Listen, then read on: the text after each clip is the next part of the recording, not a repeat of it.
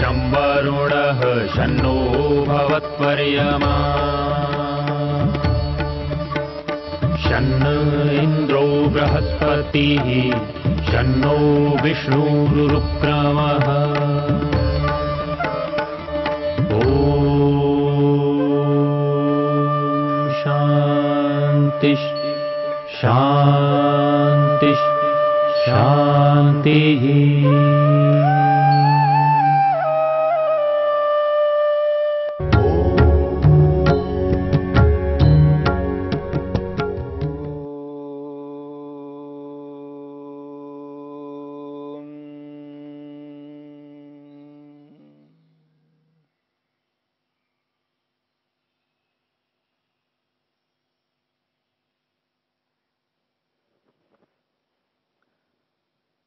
वैराग्य को लेकर के हम विचार कर रहे थे। दो प्रकार का वैराग्य बताया गया है, अपर वैराग्य और पर वैराग्य। जो योगी इन दोनों प्रकार के वैराग्यों को प्राप्त कर लेता है, विवेक वैराग्य का कारण है। योग में उसे विवेक ख्याति के नाम से कहा है। जब विवेक ख्याति से अपर वैराग्य प्राप्त होता है और उसके साथ साथ उस वैराग्य में रह कर के जब तक व्यक्ति संसार के पदार्थों को अनुभव करता है, उस अनुभूति से उसको यह स्पष्ट प्रतीति होती है कि संसार कभी भी मुझ आत्मा को पूर्ण तृप्त नहीं कर सकता। उसे यह प्रतीति होती है जब तक इस संसार में मैं रहूंगा तब तक मैं पूर्ण तृप्त कभी नहीं हो सकता, और पूर्ण तृप्ति के लिए उसके सामने संसार कभी दिखाई नहीं देता है। इसलिए संसार से ऊपर उठ जाता है और उस पर वैराग्य के अंतर्गत पुरुष ख्याति को एहसास करता है, पुरुष के ज्ञान को अनुभव करता है कि आत्मा इस प्रकार का है, इस स्वरूप वाला है। आत्मा के गुण कर्म स्वभावों को जब एहसास करता है तो उसको यह प्रतीति स्पष्ट हो जाती है कि यह संसार मेरे लिए प्रापणीय नहीं है, प्राप्तव्य नहीं है। यदि मेरे को कुछ प्राप्त करना है तो संसार से प्राप्त होने वाला कभी नहीं हो सकता।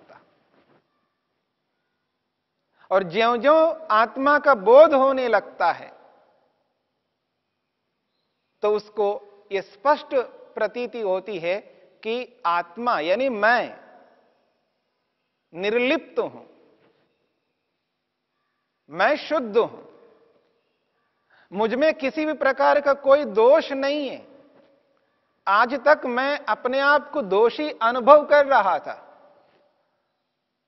सारे के सारे दोष मुझ आत्मा में हैं यह एहसास कर रहा था, लेकिन ये सारे के सारे दोष मुझ आत्मा में तो है नहीं।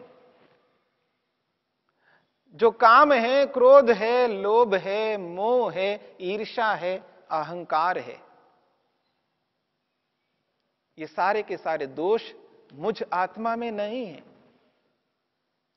इनको उत्पन्न करने का कारण मैं हूं, लेकिन ये जो राग द्वेष आदि हैं शत्रु, वो मुझ आत्मा में नहीं रहते, मन में रहते हैं।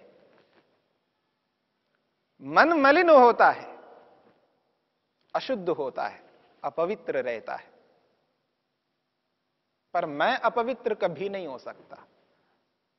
मन कितना ही मलिन हो जाए, कितना ही अशुद्ध हो जाए, तो भी मैं सदा शुद्ध रहूंगा, क्योंकि सदा से शुद्ध था, आज भी हूं, भविष्य में भी रहूंगा। पर मन के कारण से स्वयं को अशुद्ध मान रहा था। अब मेरे को यह एहसास हो गया, बोध हो गया है कि ये जो मन है ये अलग है और मैं अलग हूं। और उसको यह भी स्पष्ट होता है जब आत्मा के एक एक गुण को एहसास करने लगता है, आत्मा के सारे गुणों को अनुभव करने लगता है, तो उसको यह प्रतीति होती है मुझ में कहीं पर भी कोई ऐसा गुण नहीं है जिससे मैं तृप्त हो सकूं। मुझ में ऐसा कोई गुण नहीं है जिस गुण को समझ करके मैं तृप्त हो सकूं। मुझ में प्रयत्न गुण है, सामर्थ्य है, ज्ञान गुण है, इच्छा भी है, सुख को अनुभव करने का सामर्थ्य है, दुख को अनुभव करने का सामर्थ्य है, सब कुछ है, पर ऐसा कोई गुण मुझ में नहीं है जिसको मैं जान करके तृप्त हो जाऊं, हां अब मेरे में ये गुण है, अब मुझको कुछ और कुछ नहीं चाहिए। यानी आत्मा में जो सुख है, जिस सुख के लिए आत्मा जी रहा है, आज जिस सुख के लिए व्यक्ति जीवित है, जीवित रहना चाहता है, वो सुख आत्मा में नहीं है। आत्मा के अंदर सुख नामक गुण है नहीं, और जिस प्रकृति में है वो सुख तृप्त देने वाला नहीं है। वो प्रकृति मुझको तृप्ति नहीं दे सकती है।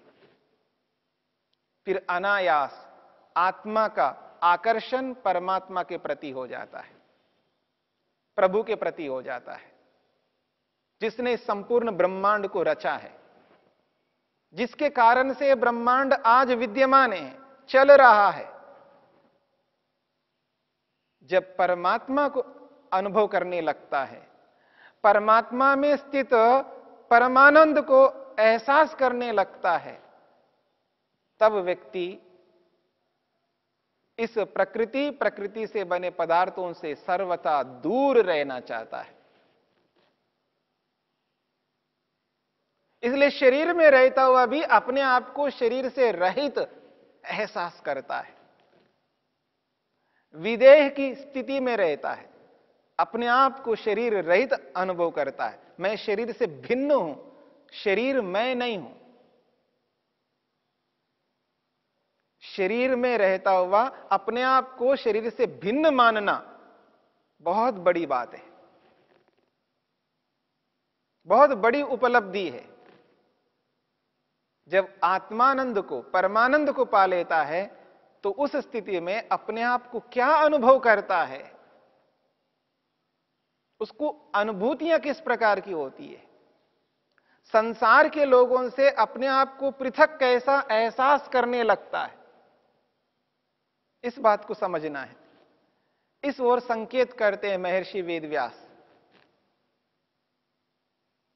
वो कहते हैं, जिस व्यक्ति को परवैराग्य की प्राप्ति हुई है, यस्य उदये योगी प्रत्युदित ख्याति एवं मन्यते। जिस पर वैराग्य की प्राप्ति होने पर, जिसका उदय हो जाने पर, एवं मन्यते अपने आप को ऐसा मानता है, प्रत्युदिता ख्याति ही, जिसको ख्याति, पूर्ण विवेक ख्याति, सर्वथा विवेक ख्याति, प्रत्युदिता प्राप्त हो गई है। वो विवेक ख्याति प्राप्त हो गई है, और वो भी पूर्ण विवेक ख्याति। उस स्थिति में एवं मन्यते, ऐसा मानता है। कैसा? प्राप्तम प्रापणीयम, बहुत बड़ी उपलब्धि है। प्राप्तम प्रापणीयम, प्रापणीयम जो प्राप्त करने योग्य था मेरे लिए, इस संसार में आकर के मुझको जो प्राप्त करना था, जो प्राप्त करने योग्य है, प्रापणीयम जिसको मेरे को पाना था, प्राप्तम पा लिया। जो पाना था सो पा लिया, ये जो स्थिति है, ये परवैराग्य को प्राप्त जिसने किया है उसी को यह स्थिति आ सकती है, और बहुत बड़ी उपलब्धि है। दुनिया में इससे बढ़कर और कोई उपलब्धि हो नहीं सकती। कोई ये कह उठे कि प्रापणीयम प्राप्तम, जो मेरे को प्राप्त करना था सो पा लिया, ऐसा कहना बहुत कठिन है। दुनिया में एक से बढ़कर एक लोग हैं विश्व प्रसिद्ध लोग हैं, जिसको आप कह सकते हैं उस दिशा में वो नंबर 1 है। यदि लेखक है तो नंबर 1 है, विश्व प्रसिद्ध लेखक है, पर यह अनुभूति नहीं कर सकता। विश्व प्रसिद्ध गायक हो सकता है, विश्व प्रसिद्ध खिलाड़ी हो सकता है, विश्व प्रसिद्ध एक इंजीनियर हो सकता है, विश्व प्रसिद्ध एक साइंटिस्ट वैज्ञानिक हो सकता है, अभिनेता हो सकता है, एक वैद्य, एक डॉक्टर हो सकता है, एक वकील भी हो सकता है, एक प्रवक्ता भी हो सकता है। इतना ही नहीं, कोई साधु हो सकता है, कोई संत हो सकता है, कोई परोपकारी भी हो सकता है, कोई भी हो सकता है जो विश्व में प्रसिद्ध है। उस क्षेत्र में उससे बढ़कर और कोई नहीं है, वो सर्वश्रेष्ठ है। किसी भी क्षेत्र में आप ले सकते हैं। विश्व प्रसिद्ध बनकर के भी इस स्थिति को अनुभव कभी नहीं कर सकता है जो पर वैराग्य को जिसने प्राप्त किया है। और वो अनुभव जो करता है, प्राप्तम प्रापणीयम, जो पाना था सो पा लिया। अब इस संसार में, इस दुनिया में प्राप्त करने योग्य कुछ भी नहीं बचा, क्योंकि इस स्थिति में उसने ईश्वर को पाया है।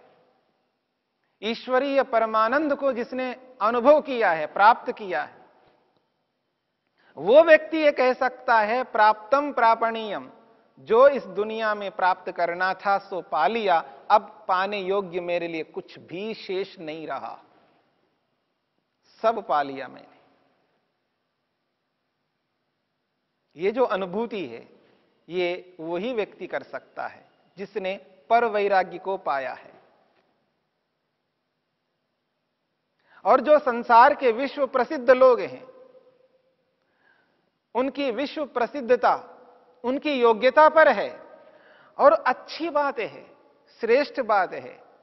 और ऐसी स्थिति को पाकर के भी वो ये नहीं कह सकते कि प्राप्तम प्रापणीयम, जो पाना था सो पा लिया, ऐसा कभी वो नहीं कह सकते।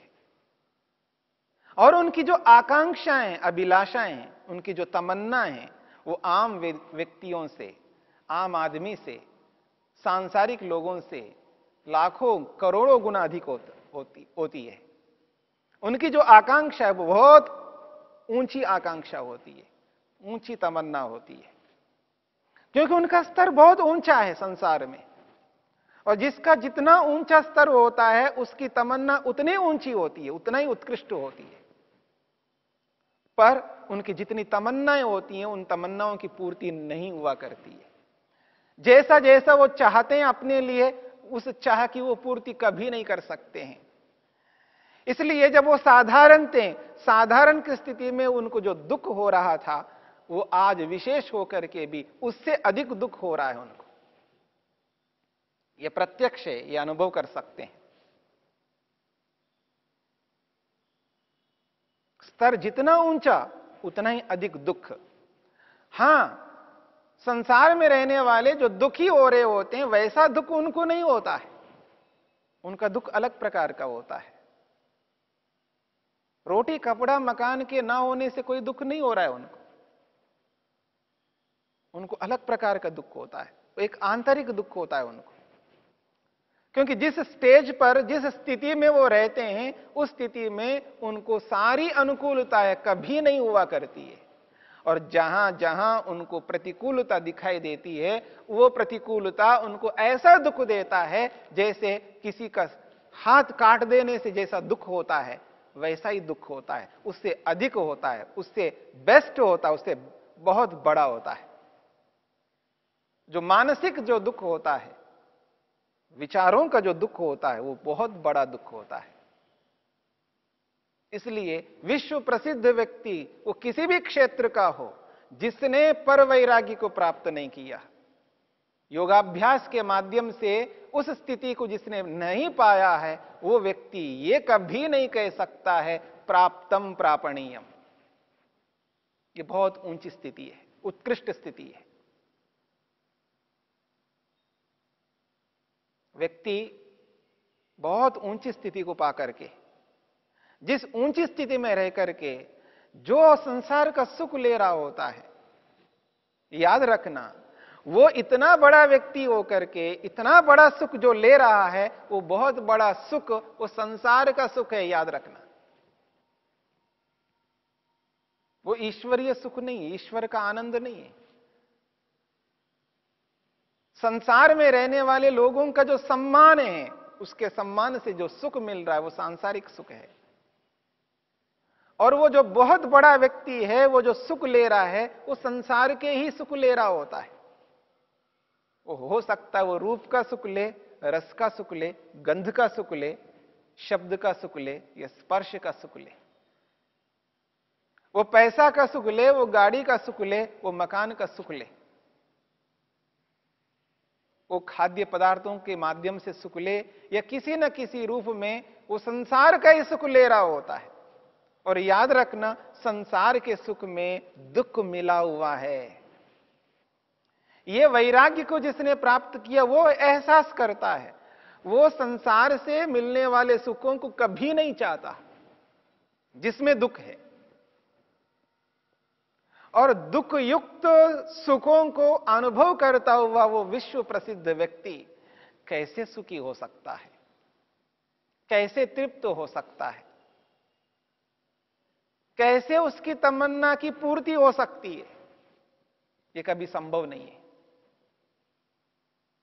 पर यो परवैराग्य को प्राप्त किया है, जिसने परवैराग्य के माध्यम से ईश्वर का आनंद जिसने भोगा है, ईश्वरीय आनंद को प्राप्त जो कर चुका है, वो कभी अतृप्त नहीं हो सकता। उसकी तृप्ति पूर्ण रूप से हो जाती है। उसके अतिरिक्त और कोई उसके मन में अभिलाषा नहीं रहती, कोई तमन्ना नहीं रहती है, कुछ और पाने की कोई इच्छा ही नहीं रहती है। परंतु जो सांसारिक सर्वोत्कृष्ट व्यक्ति है, जिस क्षेत्र में वो महान व्यक्ति है, संसार की दृष्टि से वो बहुत बड़ा है, उसका मान करना हम सबका कर्तव्य है। परंतु वो इतना बड़ा होकर के भी वो आंतरिक रूप से दुखी रहता है। जो परवैराग्य को जिसने प्राप्त किया, वो आंतरिक रूप से कभी दुखी नहीं हो सकता।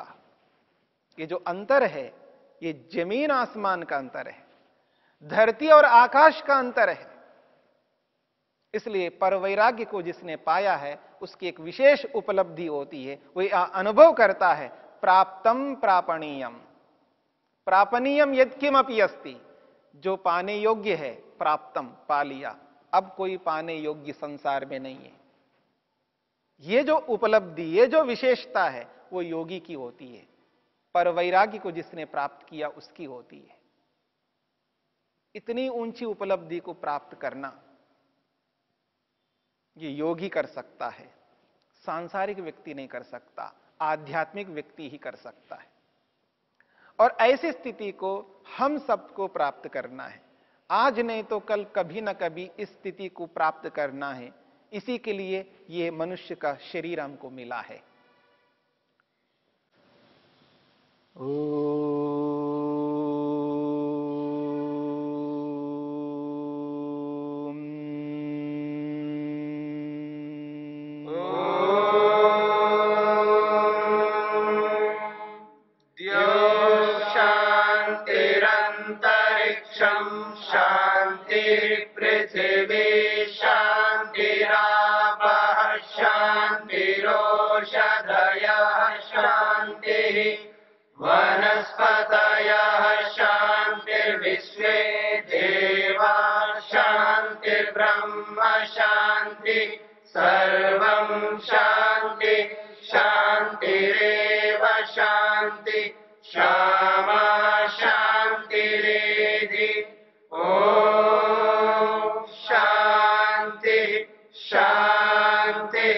शांति